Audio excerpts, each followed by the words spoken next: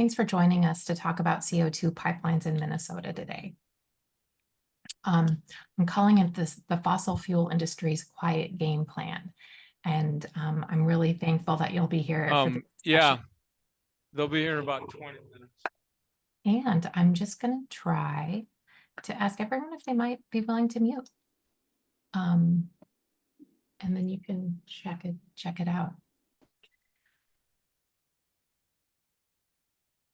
And then we're going to talk about CO2 pipelines, what they are, why they are being proposed and built, what is being proposed in Minnesota, why we should be concerned, and the most important part, what you can do if you share that concern with us. I'm really grateful to be joined today by colleagues at CURE, Sarah Meridian, the CURE Government Relations and Policy Director, and Peg Fershong, the CURE's No Carbon Pipelines campaign co-lead. These are really the experts on what's happening with carbon pipelines and permitting in Minnesota. They've been really on the front lines of this for the last 3 years. So thank you to them for joining us today. And before we begin, I'd like to ask if Grace would be willing to share the land and trauma acknowledgement that we do at the beginning of all Minnesota Interfaith Power and Light meetings. Thanks, Sarah. Yes. Good afternoon. Welcome. If you would, please adopt a posture that's comfortable to you, reverent, that grounds you on the earth. And let's remember that wherever we are in this world, we're on indigenous land. Minnesota is located on the traditional and contemporary homelands of the Anishinaabe and Dakota peoples, the original stewards of our territory. We also acknowledge the trauma that's embedded in the foundation of this country. The land we reside on came under control of the USA through genocide, slavery, and ongoing occupation. And we recognize the historical, spiritual, and personal trauma that has impacted all of us, especially indigenous communities, communities of color, and immigrant communities. And we offer this acknowledgement of this trauma as a way to affirm the right of all people to bring their whole selves and stories into this space, this virtual space here. And we affirm our intention to promote healing, respect, and love.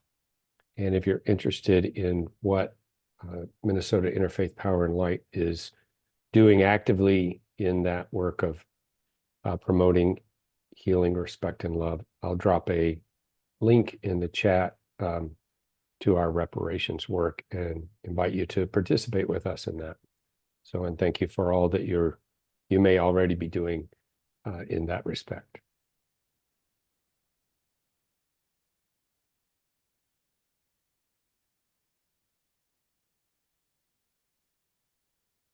Thank you, Buff.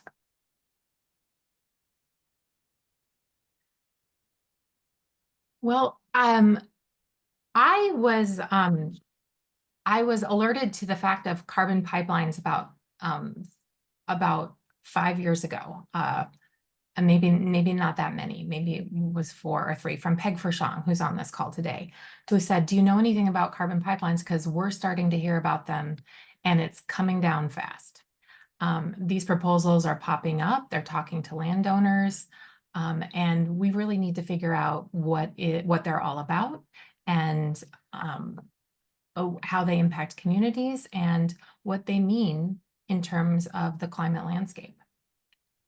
So there are lots of different pieces that fit together to understanding this puzzle, but at the very basic starting point is that the CO2 pipeline, or the carbon dioxide pipeline, is a vehicle for getting captured carbon to places where it is stored.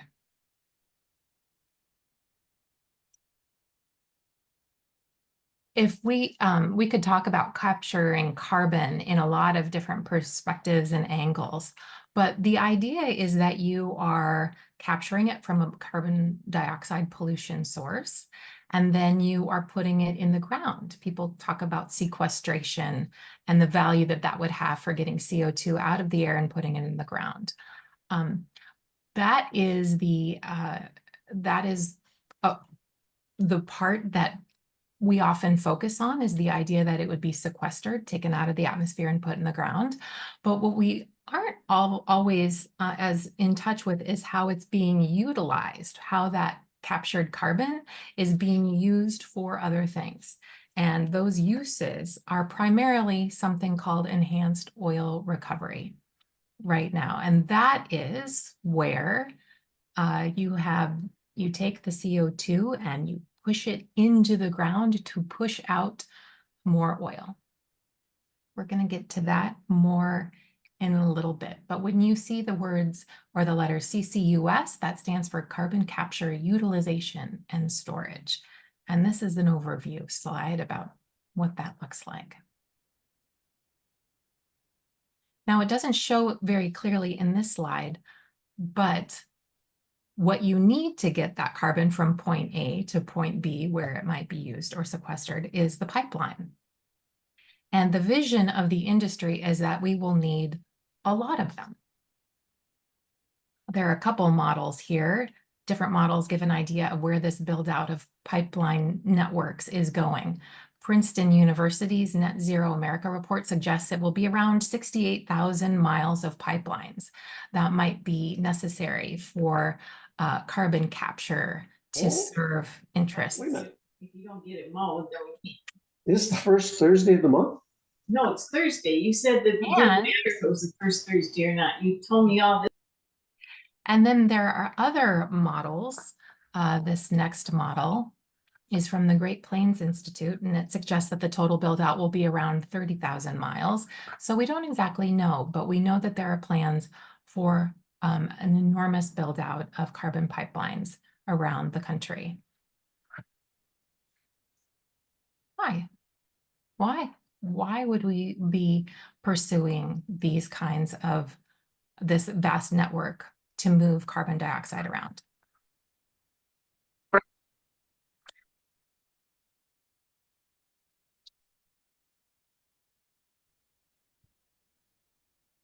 Well, I'd like to suggest that, and this isn't just me, but that this is because it's part of really the fossil fuel industry's business plan for existing into the future.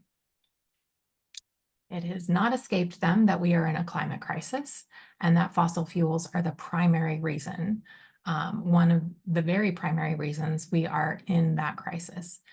And so they're looking for ways to exist into the future.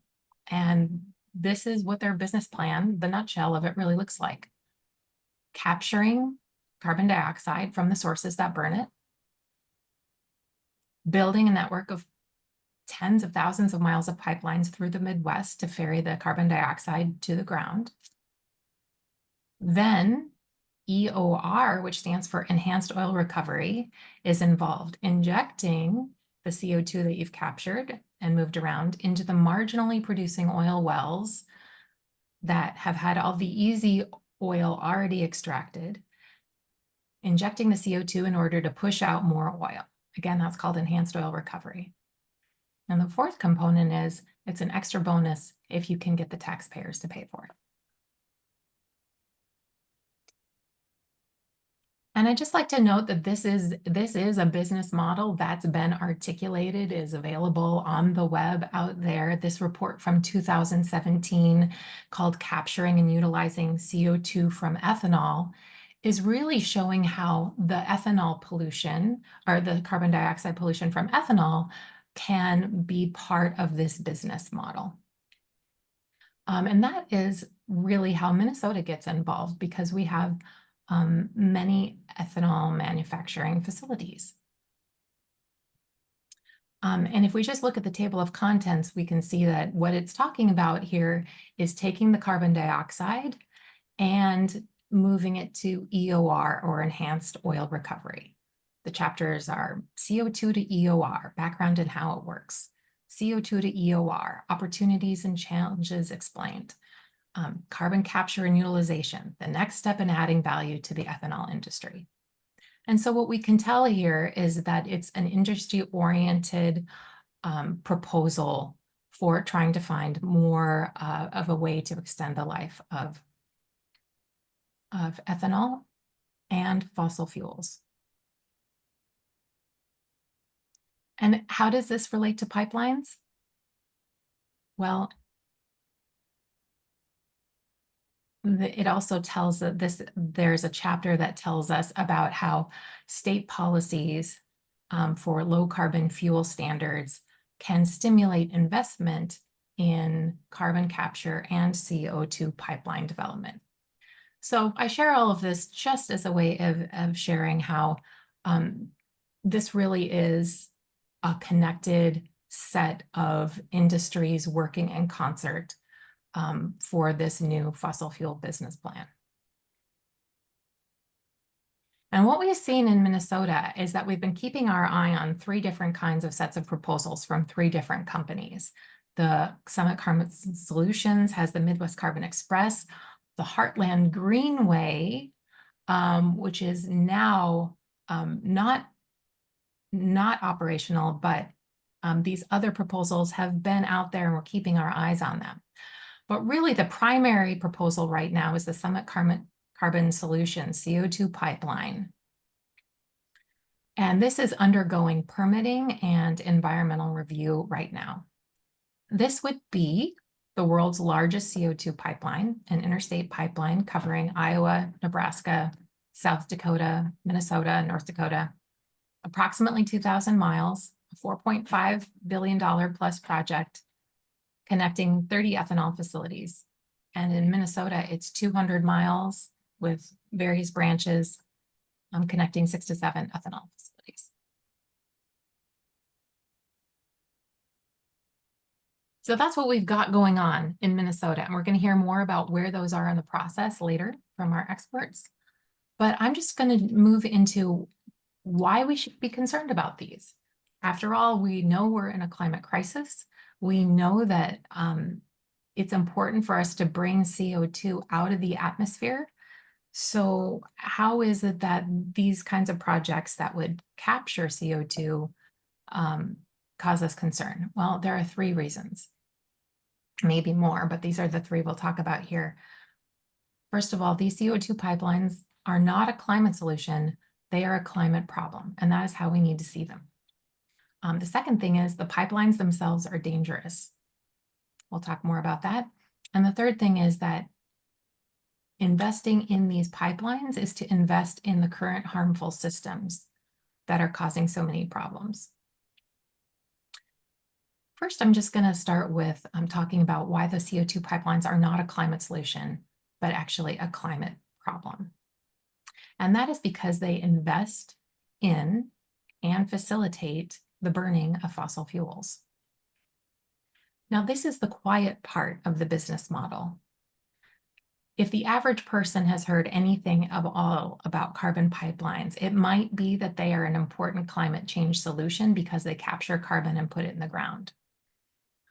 But what the industry and other promoters don't often tell you is that the carbon is on its way, very, very likely on its way to be used for enhanced oil recovery, or EOR. This is a diagram of what enhanced oil recovery looks like.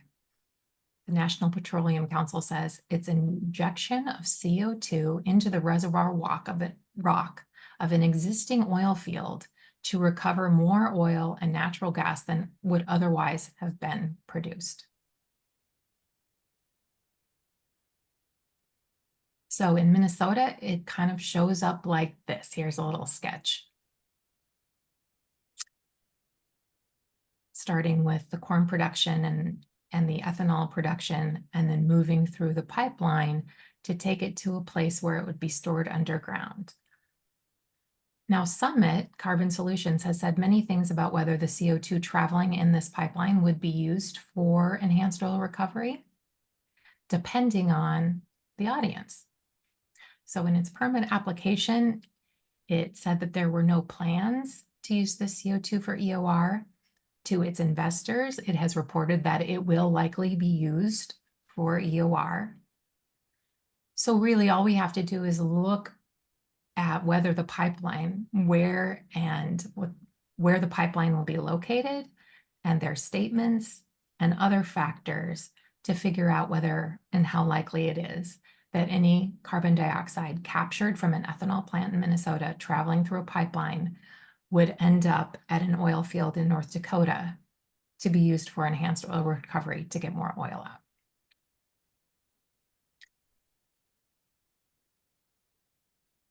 And here is a map of this little pocket of North Dakota where the proposed pipeline, which is the blue line, is headed from the other states, and it's moving over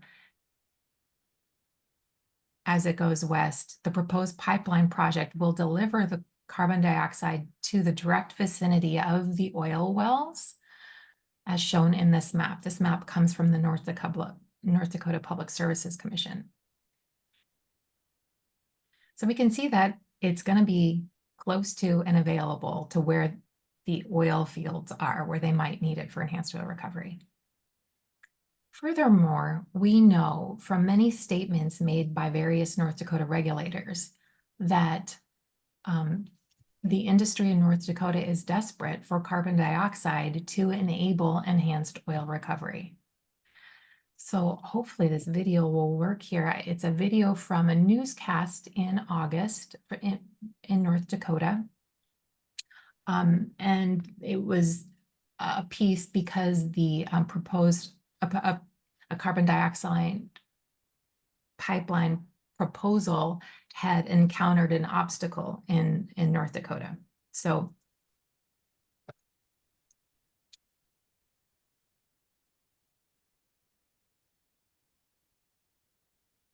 Department of Mineral Resources Director Lynn Helms said more carbon dioxide will be needed in order to sustain oil production for the long term. This comes following the Public Service Commission's decision to deny a permit for the Summit Carbon Solutions CO2 pipeline. While Helms didn't comment on the matter, he said the state needs to get the gas from somewhere to help with enhanced oil recovery. The emerging technology uses CO2 to allow producers to take more oil than traditional methods. Helms said current CO2 production only meets about 10% of what is needed for enhanced oil recovery.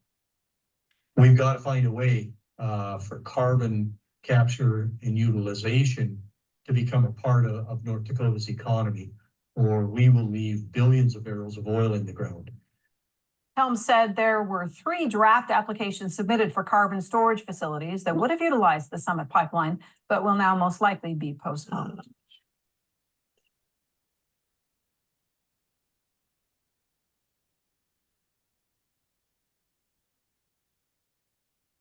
did you all hear that? It occurred to me that sometimes you could? No? Okay, good. So it's just showing the perspective that North Dakota, other states too, but North Dakota is looking for carbon dioxide to come, and it's going to come from other states, and that's going to travel by pipeline. And so what I'm doing here is just trying to connect the dots to show that there is interest, and that is really where any carbon dioxide coming from ethanol facilities in Minnesota would end up.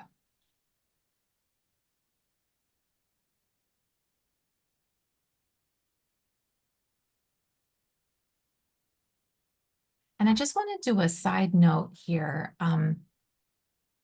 that just to talk about the policies that support this business model, the capturing of carbon, the moving it via pipeline, and the storing it in the ground or putting it in the ground to be available for other uses. That is supported by both federal and state policies. The federal policy is the 45Q tax credit, which gives tax credits to those companies that are capturing and storing the CO2. And then there's also the possibility of state policies that could encourage this business model, which would be low carbon fuel standards are typically the state policies that might support this business model. And really, when you look at those policies, what we have here is a policy that's saying the more you burn, the more you earn. In other words, the more emissions you create by burning coal or natural gas or by manufacturing ethanol, the more you can capture those emissions and the more you can collect from the federal government in incentive payments when you store it. So this is fundamentally a problematic model. But when we talk so much about how we can store carbon and sequester it, it is interesting to hear just all the ways that the US Department of Energy is looking for those places to store the carbon, making it feel like it is really a top priority. We see headlines all over the place. Projects to stash carbon dioxide underground get a boost. The Biden administration invests in carbon capture, upping pressure on the industry to show results. The US has a controversial plan to store carbon dioxide under the nation's forests. Side note, if you think that sounds like a bad idea, it really is. And our colleague at CURE, Hudson Kingston, has a presentation on why that's a bad idea. But it really looks like when you see all of this interest, and we have all of this money also going into looking at how they can invest in carbon capture projects, 1.2 billion in Louisiana and Texas, 251 million to expand infrastructure to support CO2 transport and storage. The Biden administration investing over 444 million. You would really think that we're really committed to doing everything we can to get and keep carbon in the ground. And so frankly, I'll just share with you how naive I was. I was really surprised to find out when I started digging into this, that actually the carbon dioxide gases that are already safely sequestered underground, away from the atmosphere, are not being left alone, but are being systematically extracted by the fossil fuel industry so they can push it into their oil fields and extract more oil. So this is a slide that shows that there are naturally occurring pockets of carbon dioxide. These reservoirs across the United States, 5 active sites that we know about through New Mexico, Colorado, Arizona, and Mississippi. These were accidentally discovered, but now fossil fuel companies are systematically searching for them because they need, the oil drillers need the carbon dioxide to get more oil out of the ground. So you can see those red lines there are pipelines existing, taking it from the naturally sequestered CO2 to the oil fields where they're using it. As of 2019, naturally occurring carbon dioxide was the source of over 80% of the CO2 for enhanced oil recovery in the US. Now, the thing is, estimates suggest that there's about 7 years worth of CO2 supply left in these natural reservoirs at the rates that it's currently being extracted for enhanced oil recovery. So they're looking for new supply sources.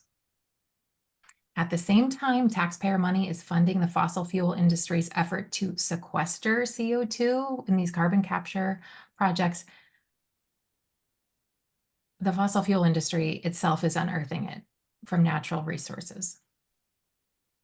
So here we are paying them to put it in the ground, but we're not. What are we having them pay us to take it out?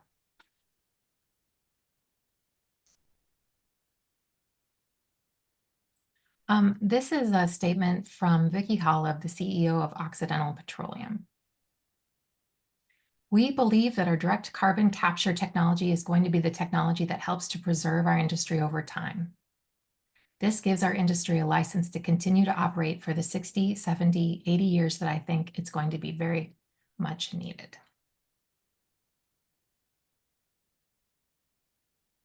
Now, in this quote, CEO Holleb is talking about direct air capture, meaning attracting CO2 molecules out of the open air And this is something that Occidental is investing in. And I want to be clear that I'm not entirely opposed necessarily at this moment to the concept of bringing CO2 molecules out of the atmosphere through direct air capture, but I am opposed when it's used to justify the continued extraction, transport, refining, and burning of fossil fuels.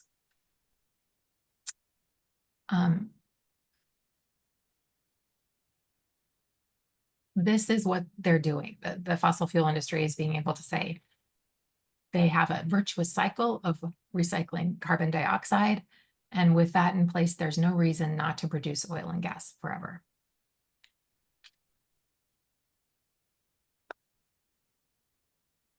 Well, I think almost all of you would agree with me that there are reasons not to live in the fossil fuel age forever.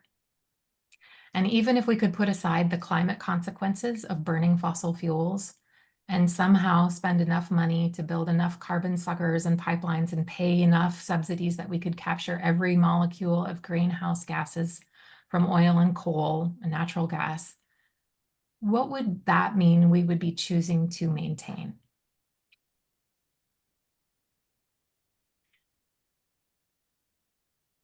Sometimes I'm not in spaces where I recognize the cost of our fossil fuel infrastructure on communities across the country and around the world. I see some of it sometimes, but I'm not always directly looking at these kinds of expanses of petrochemical plants. This is an 80-mile stretch along the Mississippi River through Louisiana near Baton Rouge, an area known as Cancer Alley. And we know the cost that this is having on human health and environmental health, on real communities and real people. So while it might be possible to maintain all of this and capture carbon out of the air, which actually it's the math, it does not work out. It's not going to help us. But even if it could, this is not a system that I think we should maintain. We know that air pollution is very harmful. Fine particulate matter is really responsible for millions of deaths worldwide each year. And it's not just when you live in the city. There's a new report that I'd like to just highlight it's called Farm to Fumes, and it was just out last week, talking about the air pollution from biofuels in rural communities that are released. These manufacturing plants release almost as much hazardous air pollution as oil refineries, and more for dangerous pollutants. Formaldehyde, acetaldehyde, hexane, acrolein. These pollutants, which are carcinogens, cause attacks on the central nervous system, can cause nausea and vomiting. This is really impacting the health of people in our communities. So my point here has just been that we can have choices to make about what we want our future to look like. And a world in which we're relying on carbon capture to meet our climate goals, but leaving fossil fuel systems in place is not effective and also not just. I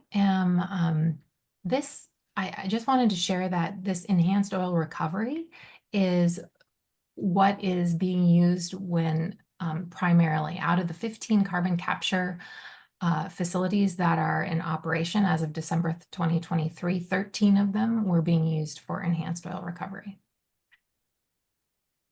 So CO2 pipelines are not a climate solution. They are a climate problem. They are allowing the fossil fuel industry to exist into the future, and that's to the detriment of our planet. The second thing is that pipelines are also dangerous. They are carrying a dense, compressed, supercritical state liquid-like matter that's highly pressurized. And these pipelines are dangerous in two regards. You know, first of all, it's dangerous to build pipelines. It's dangerous to the water that's in the area because, first of all, it uses lots of water. And second of all, it disturbs and degrades all of the water sources and ecosystems around. So we have experience now in recent memory with Line 3. And the Department of Natural Resources has said there are definitely 4 aquifers that were breached. We know from our colleagues at Waduka-Wag-Amaquak who have been monitoring the line that there are many, many more issues. Building pipelines is just inherently destructive to the water systems that it goes through.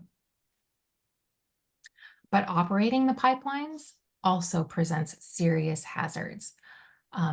Risks to human health and ecosystem health from leaks and also from explosions. This is CO2 is an odorless, colorless, highly pressurized. So you're not going to notice that it's around, and it's an asphyxiant. And the OSHA classifies it as a hazardous chemical because of what it does to humans in higher concentrations than we normally have around. I want to just share a few photos for you of what a carbon dioxide pipeline explosion looks like. This is a test that was happening. These are screenshots from a video. And you can see that this is from a drone very high up. We have a forest on the right side of the slide, and you can, that's a forest that is enormous. These are 150-foot trees over here for scale.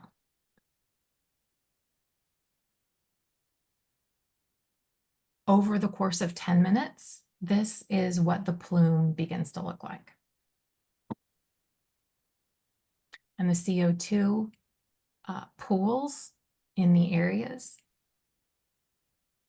And it takes a significant amount of time for it to disperse. It stretches for miles around.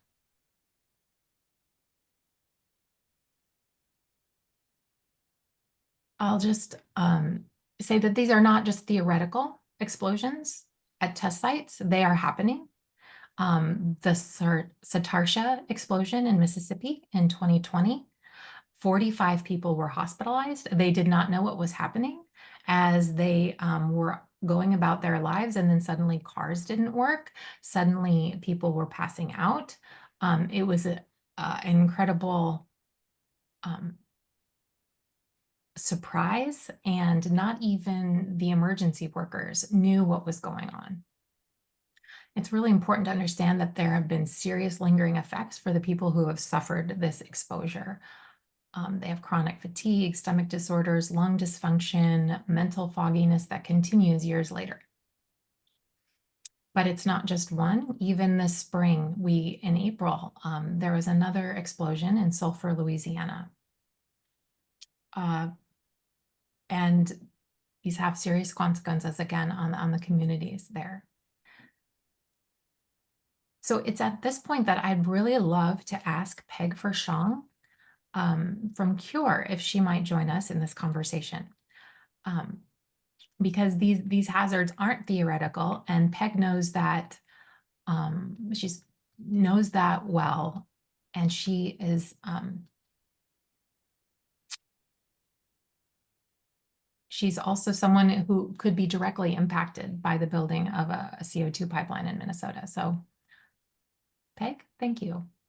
Would you tell us what kind of concerns you have about a CO2 pipeline coming through Minnesota?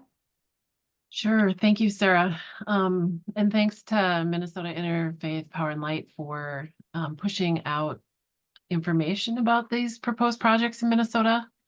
Currently, the proposed project has a 10-county footprint in Minnesota. They're only seeking a permit for the northern branch, which runs from Fergus Falls to Breckenridge, 28 miles. But the actual proposed pipeline is over 240 miles in Minnesota. And Sarah's done a great job just giving you an overview. I think the things that I would lift up about this briefly are that it's the first of its kind to this scale. It's a 5-state footprint. We've never seen this before.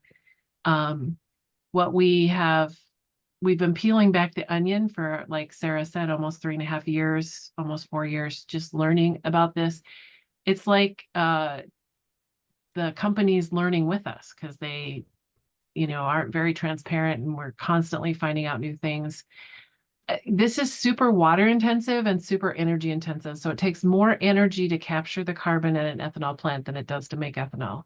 It takes as much water to capture carbon at an ethanol plant as it does to make ethanol. So currently it's about 3 to 3.5 gallons of water per gallon of ethanol.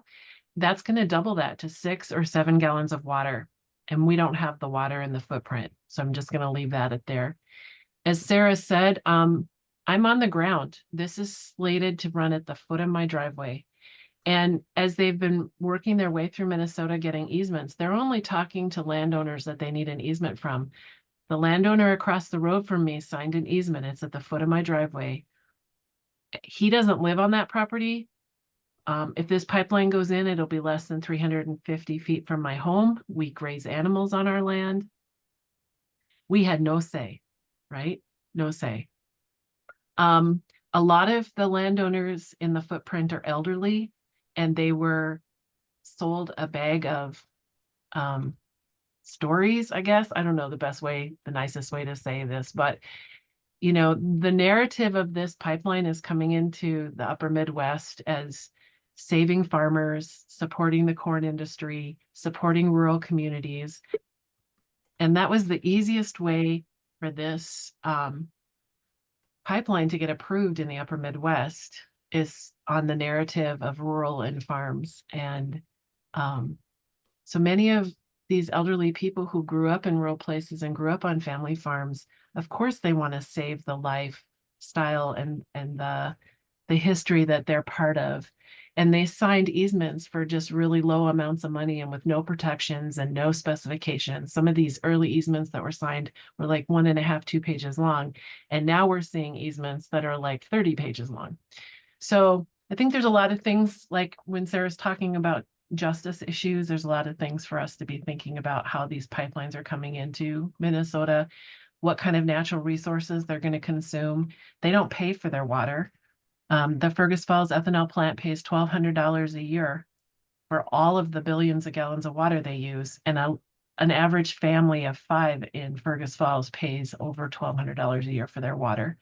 So there's just so many things we could talk about, but we're kind of limited on time today. So I'm going to leave it at there unless somebody has a question.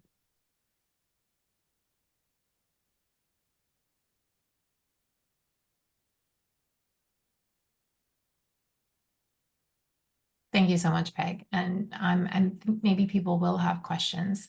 We're feel free to put those questions in the chat, and we'll get to them in just a few minutes, I think. But Sarah Moradian is the Government Relations and Policy Director with CURE. Whereas Peg is on us front lines at her driveway and doing this work with CURE, Sarah is on the legal team that is representing interests in the permitting that's going on. So Sarah, I'm wondering if you could join us to give us kind of a picture of where we are in terms of the permitting process, and also where we are in terms of regulating this kind of project. Yeah, absolutely. Hi, everybody. Happy to be here with you today. So yes, as Sarah said, I'm part of the legal team that's taking this up at the Public Utilities Commission, the routing of the 28 miles that Peg mentioned previously.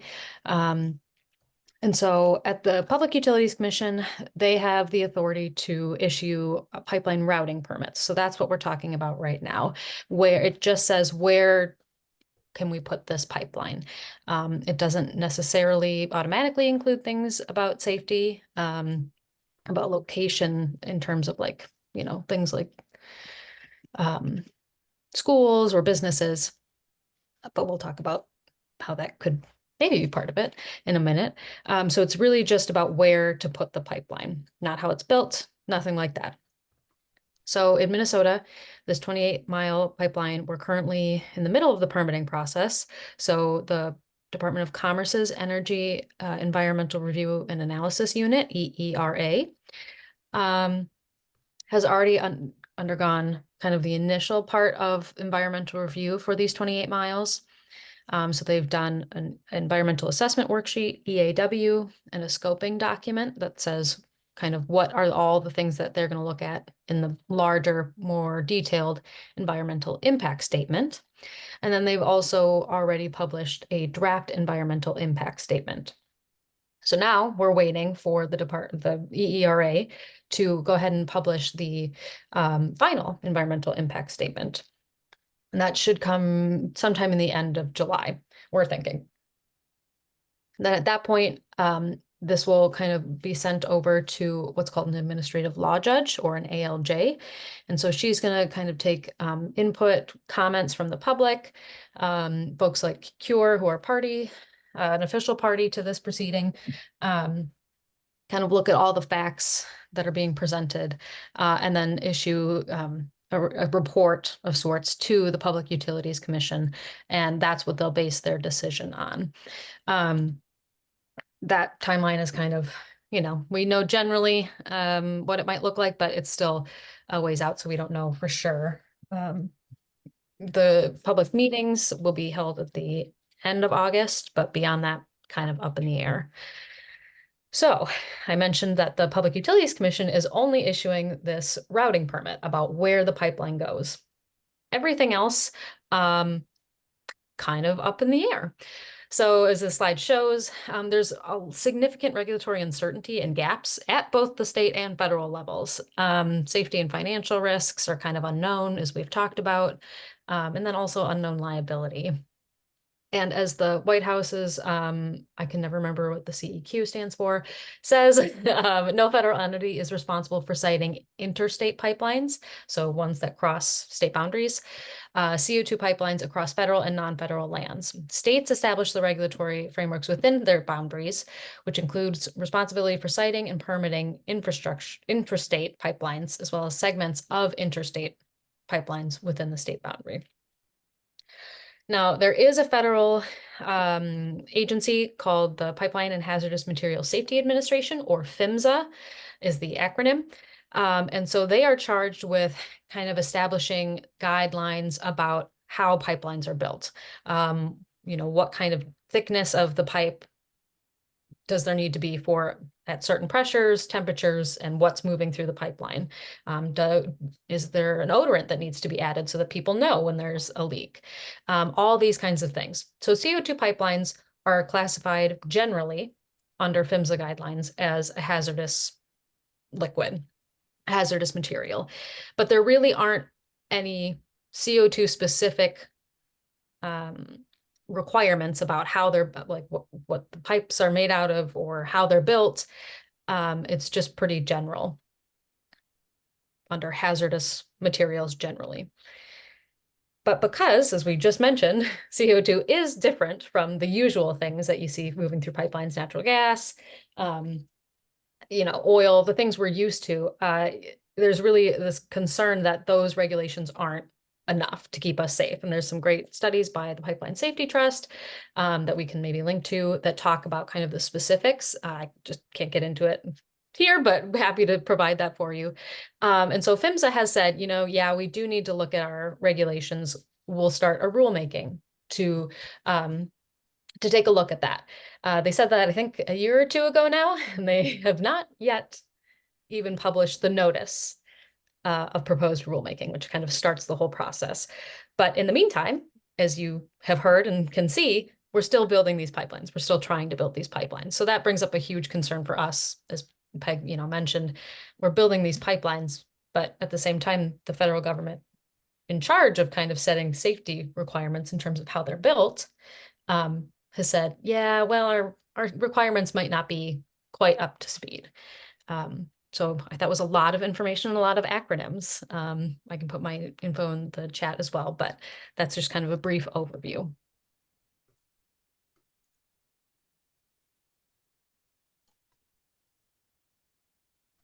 Thanks, Sarah. Well, I think I'd love to save a couple times for questions. So I'm going to try to just finish up by talking about a few things that the ways that not only are these CO2 pipelines not a climate solution, but a climate problem. And not only are they dangerous, but they really are a reinvestment in current systems that are already harmful in several ways. And so those systems are, those include the growing of corn for ethanol, and those include just continued fossil fuel use. We know that ethanol takes a very big footprint in Minnesota, and it's 5% of Minnesota's total surface area. This graph from the Minnesota Reformer just kind of puts it in perspective, how much corn we're growing for ethanol and how that compares across the state to other things like it's more than all the land we use for cities, towns, roads, and other developed areas. And it's really important to say here that this is not about saying that our farmers are doing something wrong. Not at all. It's about us asking for the wrong things. The farmers they can grow anything and they can do it well. They've shown that time and again. And what our public policy has said is that we would like a lot of ethanol. And that is why we have this going on in Minnesota and also in many other states and countries around the world.